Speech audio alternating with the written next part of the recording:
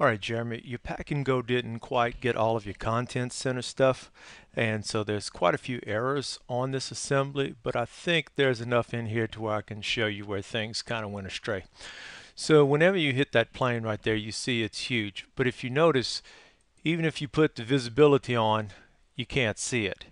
So the problem there is that the visibility is turned off in object visibility. I went here to the view tab and to object visibility and made sure that the origin plane is turned on.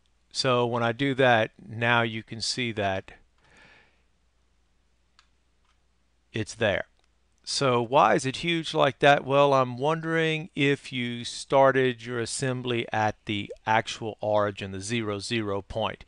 That could be why it's kind of off in space like that.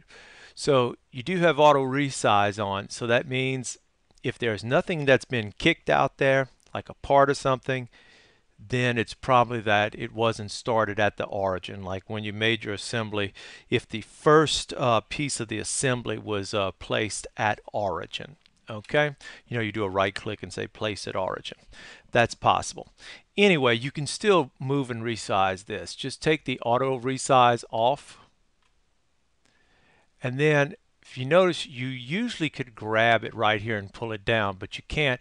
So what I'm going to do here is I'm going to go to my component priority, and I'm going to change this to faces and edges instead of components. So now when I do that, I can actually select the plane, and I can grab this and I can pull it down and I can resize the plane. Let me go ahead. This really is big. If I grab that and pull it, as you can see, the origin of the plane is way off. So then you can also just kind of hover over it and you'll get that little move icon, and then you can move it down to where you want. And you can still further resize that if you wish.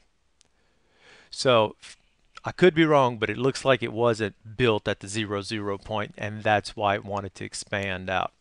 If it wasn't that, it would have had to be a loose part or something out there. I hope that kind of helps you get going again.